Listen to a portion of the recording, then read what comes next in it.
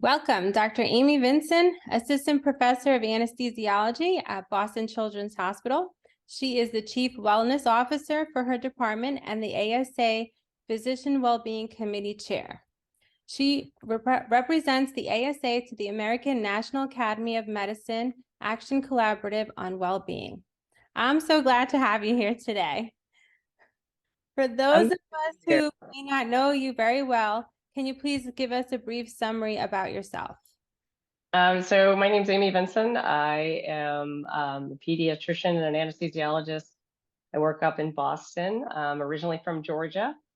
The biggest thing about me is probably I love my family. I have a wonderful wife, beautiful son. He's 7 years old, and I have been studying well-being in its various aspects since around 2010 when I was in my second residency. Thank you. Thank you for, you are very open about being a part of the LGBTQIA community. Has this affected your career in any way? I don't know. I mean, I mean that honestly. So I will preface this by saying I've experienced far more privilege in my life than persecution. So I grew up in the South. I grew up in Savannah, Georgia, and I grew up cisgendered, white, Christian, in a intact, stable family who was middle class and valued education and advocated for me. Right. I had so many areas of privilege. I was deeply closeted until medical school. There were times where I would let myself, kind of explore who I really was, but most of those times were punctuated by a deep desire for God to fix me, if you will. I talk about this a lot in terms of representation, how much representation matters. I remember distinctly in it was either 1997, 1998 when Ellen came out on her show. It was seismic in my world because it was the first time I saw someone who wasn't a complete bust out, who was a normal person and be gay. And I had never seen that before. I didn't know anybody who was gay. I mean, I'm sure I knew people who were gay, but I didn't know I knew anybody who was gay. It wasn't anything you talked about. So it was never an option. I remember my, biggest fear was that I'd grow up and find out I was gay, as if like you got a postcard in the mail or something and find out, right? I didn't know how that worked. So, I came out, I came out when I was in a very, very conservative town. And I had the burden and privilege to be selectively closeted. So when it was professionally expedient for me to do so, when I was down there, I would be closeted. And when I was around my friends, I would be open. I did lose a lot of friends, especially through the church, who wanted to pray for me after I came out. And as much as I appreciated that, that's not what I needed at the moment. I didn't need to be tolerated. I needed to be welcomed and affirmed. And so when I moved up to New England, where I've been ever since, I've been up here around, oh gosh, almost close to 20 years now. It was a place that was just normal. There was nothing special about it. There's nothing unusual about it. Just another aspect of who I am. So it isn't something that I don't spend a lot of time thinking about how it's different, because I am blessed to live in a place where it's fairly normal. It's still the minority for sure, but it isn't something that really comes up as, certainly not as a deficit. But that's an intentional decision, right? Like my wife watches a lot of House Hunters. She likes the show, right? And it's always frustrating to see these people in these areas where they're buying these palatial estates, and, you know, everywhere where we look at where we would have rights and protections under the law have really high cost of living.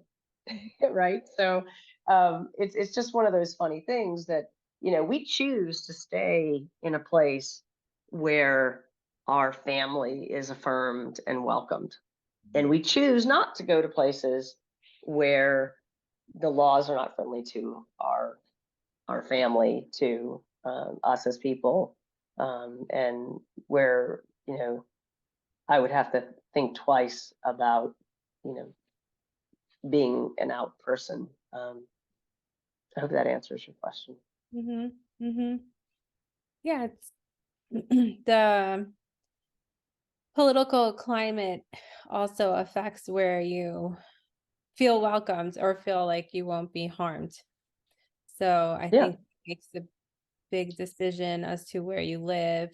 And it goes to also when you're choosing where you're going to work, right? Because you're not going to pick a place that they don't have a diverse group, because you're going to be always viewed as unique or the only one. Yeah, exactly. You're going to be othered Mhm. a lot. And I mean, and it goes past that. You mean, does it impact my career? I mean, a little, it probably does. Like I at this point in my life, I'm not going to travel to any more meetings in states where my rights are in question or the rights of trans individuals are in question. I'm just not going to do it. And that means I miss some professional meetings. I'm about to miss a professional meeting for that reason coming up. And I haven't been shy about saying that. It's nothing I hold against the society. It's my decision to Mhm. not go, but that's, why I'm not going. Because I don't want to put myself in that position. And Mhm. I don't think I should have to put myself in that position. Um, so, I've been pretty open about, we need to have these considerations when choosing meeting sites and that sort of thing. And I've tried to use my voice to um, further those um, concerns because, there are, especially trans individuals, they face so much real violence, Mhm. um, depending on where they travel. There are definitely safe and unsafe places to go. And right now our family is protected by marriage, but if that were to be overturned, we would go back to there being safe and unsafe states for us to visit as a family, and that's the reality. And does it keep us necessarily from going there? No. Do we bring real clear documentation with us? Yeah. Um, that sort of thing. So it's definitely on your mind. So yeah, it does play a role, but I think it plays a role for a lot of minoritized communities, Mhm. whether you're, you know, um, of a different faith that's not, tolerated in a certain area or certainly not welcomed, or different ethnicity or race. Those things have long played a role for a lot of people. I'm nothing special there. Mhm. So, Mhm. And what advice can you give to others who may be experiencing having a negative impact because they are part of a minority group? oh wow. The first thing I would say is if you're early in your career and you're looking for a place to go, find a place that's affirming, because you got enough fights early in your career and enough challenges early in your career to establish yourself, without also having to fight the people who should be advocating for you. So, you know, there's interesting data out there looking at residency interviews and the number of people who feel that they were discriminated against and that sort of thing. When I interviewed at places, I was very upfront about who I was. And if I caught the slightest inkling of discomfort with that, that was off for me. We're done. I'm not going there. I'm not putting myself in that position. Now, if you are someone in one of those communities and you're in a position of leadership and you're established there, you know, we need to help raise up those coming behind us. Mhm. You know, that's our responsibility. You know, it's easy for me to say, you know, don't put yourself in that position, but there's definitely people who, for family reasons um, or for, you know, spousal job reasons or for a million different reasons, you know, can't just up and move someplace more friendly. But we all have a voice, and we can use that voice to advocate for ourselves and for, again, those that are looking to us as leaders. I think we need to have the difficult conversations. And as leaders, we need to be humble about our blind spots and open to hearing the experiences of others. You know, you hear someone say, hey, this is my experience here. And if your response is, I never intended for that to be your experience here, you're not hearing them. That may not have been your intention, but that was their experience. And so I think we need to have an openness. You know, I think we've got a lot of work to do to create, as I said, welcoming and affirming places. Tolerance is not okay. I hate the word tolerance. Tolerance implies there's something you need to tolerate about me and my existence. That's off-putting, to say the least. Okay. Nobody needs to tolerate my sexuality, right? It doesn't hurt you. You're going to be okay, right? But what people who are marginalized need is to know that they are welcome in a place. And that's a hard thing to do. That's, you know, on the surface, you know, from the moment someone walks in a place, they should know that they're welcome. Right. And so, you know, I don't know if you're going to ask further questions about how to do this or whatnot, but yeah, I'll, if you are, I'm gonna go ahead and answer it. Yes, I You know, when am. someone, yeah, okay. But, you know, it's outward signs are important. Okay. You know, a Black Lives Matter sign outside a place is a welcome sign to someone who's Black, right? That place has taken a stand and said this matters. Putting a rainbow flag out, putting a trans flag out is an outward sign that, okay, I'm welcome here. Look, I mentioned earlier, I almost went to seminary instead of medical school, and then Sorry, not to you. ended The up. dog. Sorry, hold on. No, it's okay. I have a dog too. This is not in the house right now. But having an outward sign matters a lot. I mean, I didn't go to church for about 8 or 9 years after I came out because I didn't feel safe there. And when I finally did wander back, it was to one that had a big rainbow flag outside because I knew I wouldn't have to be on guard as soon as I walked in the door. So outward signs are important, but they're not enough. You know, you also need to have mentorship for those in marginalized communities. I'm not just talking about the LGBT plus community. I'm talking about any marginalized community. You need to have active mentorship, and you need to, it's not that you're valuing, you know, a marginalized community above another community, but you are recognizing that their marginalized status gives them a perspective that's valuable. And it's valuable not just to the diversification, which is always helpful, of the workforce, but it's valuable to the care of a diverse patient population, right? So they have a valuable asset in just who they are as a marginalized person, right? And then on top of that, when there are transgressions, when there is stigma or persecution or harassment, that is dealt with swiftly, with transparency and accountability in a way that people who are also marginalized can see, and they can see that the institution, the department, or whatever has my back, and they are willing to have the difficult conversations and situations on the behalf of that community. You need to put in place, you know, protections for that person's family. I mean, when you're talking about the LGBT plus community, you know, does your health insurance that you're offering include their spouse? does it, and then that's less of an issue now that there's federally recognized gay marriage. But before that, that was a real big issue. And now it's trans care, right? Like, is that something that is offered? Is your institution going to address people by their preferred name, by their preferred pronouns? Does that matter? Is there consistency about that? So there's a number of things, steps that can be done. Your dog agrees with me, which is Yeah. good. It's good. I'm sorry. No, it's okay.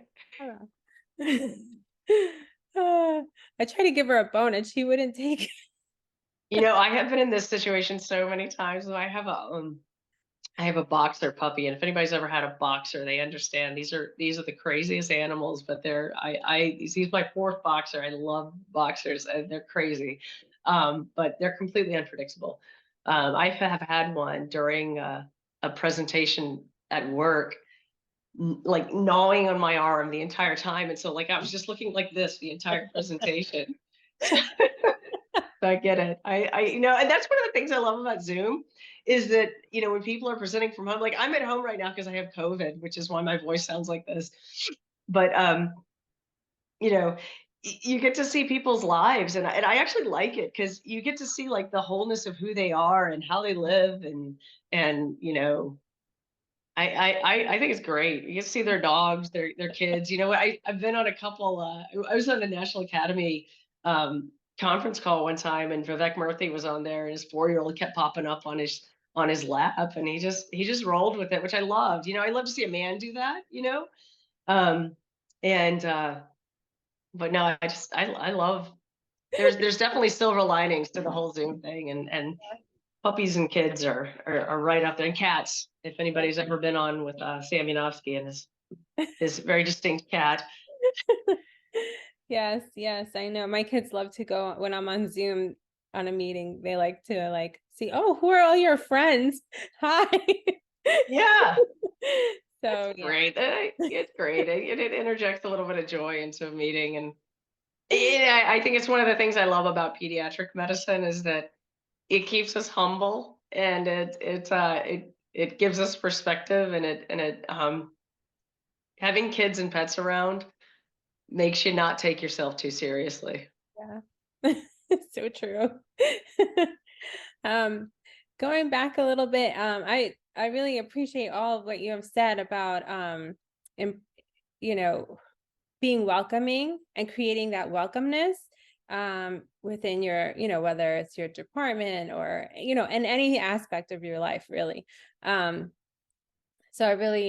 because I really relate to that. I'm also of a minority group. I know that I don't, most people don't know, or maybe not know, but yeah. And, it's not easy, and it's hard to find mentors sometimes, and it's hard to be welcomed sometimes. So, when the organization or department or what have you shows that welcomeness, it's really heartwarming, and you feel like this is, you feel at home, and there's nothing you can replace with that. So thanks for bringing all that up. Yeah, community is so important, and even having support groups where you can get together with people who have the same background and same experience is so important. And it's funny, like when I'm at work, there's several other folks in the department who are gay or what have you, and when we get together, it's like we speak a different language. There's you don't have to preface things. You just there's just a natural language that's spoken, and it's nice. It feels comforting. It feels like home, and to be in a place that supports that sort of community building and depth of community within the community is really nice and affirming. Mm-hmm, mm-hmm. Going a topic, how can we improve the diversity within our field of anesthesia, because anesthesia's been predominantly male, white. So how do you think we can do that? I mean, I think you have to start at the beginning of the pipeline, right? You have to start in pre-med and medical school. And we need to up our game in terms of mentorship and promoting and recruiting for those in marginalized communities. I mean, I think the lack of diversity, I think that the diversity in anesthesia has improved markedly since I even started my residency. It's noticeably improved, but not nearly as much as it needs to. You know, the gaps, especially the higher up in leadership that you go, are unacceptable. And so I think we need to be very intentional about making investments in individuals who are in these marginalized communities to attain leadership positions and then succeed in those leadership positions to serve not just the community because of their diverse backgrounds, which strengthens the community in general and strengthens the care we provide in general, but it also provides inspiration to those coming up behind. You know, you when you walk down a hallway and there's a whole bunch of portraits up and it's all white men, where in that do you see yourself? Where in that do you intrinsically feel like I could be a leader? Right? You don't. So we need to make investments in our leaders who are of diverse backgrounds, with the purpose of not just having them lend their perspectives and expertise to the field where it's lacking, but also being an inspiration to those coming behind. You know, I think mentorship is incredibly important. Sponsorship is incredibly important.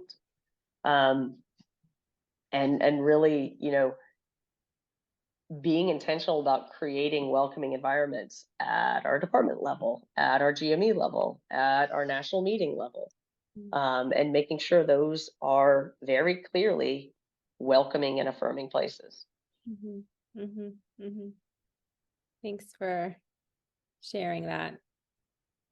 It's a really important topic and an important message for all of us to hear. Change topics again. You are an accomplished leader and very involved in at work and at home. And how do you manage your work and life? Some days better than others. Ask my wife.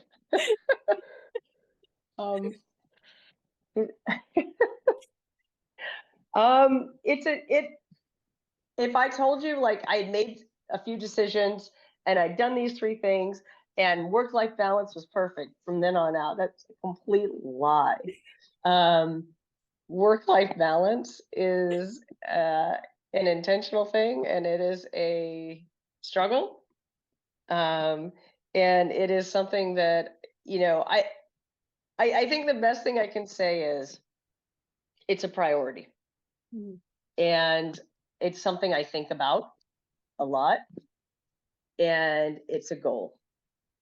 And I have definitely made certain rules. You know, when it's my off day, that day's sacrosanct. You know, unless there's some crisis, I'm not gonna be on a Zoom. I don't typically, you know, like one of my things is I don't typically go to a lot of Zooms at night, especially if it's going to interrupt bedtime. I'm not going to do that.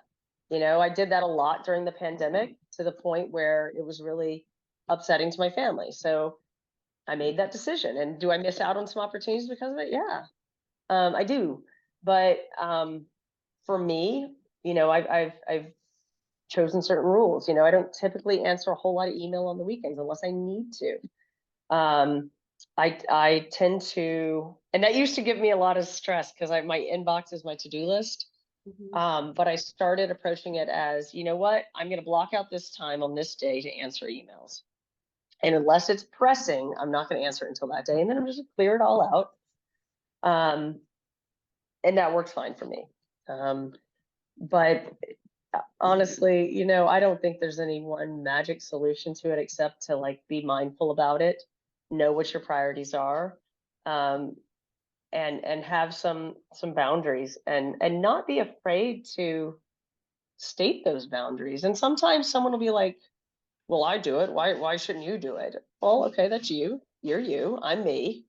You know, we have the one thing I learned through COVID is that, you know, the diversity of lifestyles outside of work is amazing. You know, the family structures and the responsibilities and the delineation of responsibilities and the hobbies and you know, all, where you live, your commute, everything. You know, and I think that richness of diversity in our lives outside of work is one of the things that we really came to get a better sense of because of, you know, Zoom invading our homes and um you know, blurring of work life boundaries. And so, you know, I try to make decisions that are right for my family, and then also make the time to fulfill my professional duties as well. Thanks. I always struggle as well with this topic, and it's really hard. It's very hard. But it's, for me, talking to so many different people, it's been a great learning experience because, you know, at one point you have to learn to set boundaries. You know, initially everyone's like, no, you have to say yes to everything. But there comes a time where, you know what, I don't even know if that's really true. I think you really need to learn how to set boundaries from the beginning. Is Say yes to everything is terrible advice. I'm Yeah, sorry. exactly. So, and I think that somehow that advice was given to me and it like really stuck in my head, and it's hard to change, you know, once that has been like a little bit of a mantra, you know, say to yes to all the opportunities.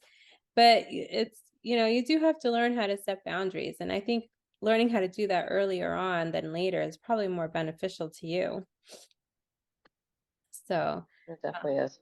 so And you know, I will say, I and it's one of the things that I think gives them a bad rap. But the upcoming generation, you know, Gen Z and sort of the late millennials, they're a lot better at mhm, setting boundaries and saying, yeah, no, I'm not going to do that. mhm, And it's really off-putting to, you know, sort of the early Gen X and certainly baby boomers. Like, it's really off-putting. mhm, Um, you know, they get called lazy for it, not dedicated, unprofessional, all sorts of things. And what they're doing is setting boundaries at an early age, which was unheard of.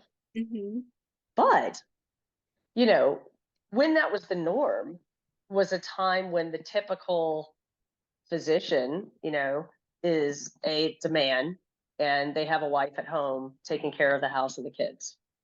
mhm, And, you know, there wasn't a lot of ETA texts, you know, and there none of that, obviously, because texting didn't exist. And you know, there was a very, you know, clear delineation of that's not the way things are anymore. And I think part of the thing that's frying out the workforce is that most homes now are, you know, two career homes, and a lot of those home responsibilities are being shouldered disproportionately by one person versus the other. And, you know, but at the same time, our scheduling and professional milieu is still built on the idea that you have one FTE at work and one FTE at home. And that's just not the case anymore. Now you have two FTE at work, and there's still that one FTE of work to do at home. And, you know, you've also got Facebook with all the perfect parents telling you how to do it right on their best day.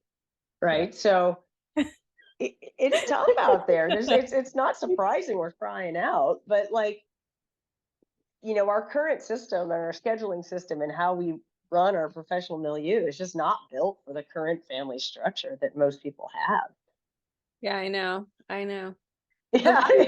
A lot of things in our society are not built around two family, two Yeah. career. Because even the school system, I'm like, why is the school not open longer? Or the other way, why can't I get out of work at 3? No, exactly. Yeah, right. It's like one or the other. It has to happen. Well, it's funny. It's not like you're leaving work at 3 to go play golf. Right. I mean, I wish, I love golf, but like you're leaving work at 3 to rush and go dash to do your other job Uh-huh. that you don't get paid for. You know, and that's the case for so many people for so many different situations, right? So Uh, So, on a more personal note, as an accomplished leader in healthcare, what advice would you give to your younger self? don't care so much about disappointing people. Don't make decisions based on what you think other people want you to do. You know, listen to your family more. Mhm. Um, whether it be their advice or, them telling you you can do this or them telling you shouldn't do this. Um, but yeah, don't worry about disappointing people as much. Um, that would be my biggest advice is do your best, do what you're passionate about, um, but don't don't do things because you think you should do them. Mhm. Do things because you want to do them. Mhm. Mhm. I wasted a lot of time and a lot of energy, spent a lot of time away from my passions and my family doing things I felt like I should do, that I should say yes to. Mhm. Mhm. Well, thank you. This has been a wonderful conversation, and it's been a great learning experience for me. So, thank you. No, it's been wonderful talking to you. Thank you so much for doing this. This is such a great series. I am just humbled that you asked me to do this. Oh, no, thank you. I appreciate your being so open and honest and showing your vulnerability. So, thank you. It's my pleasure.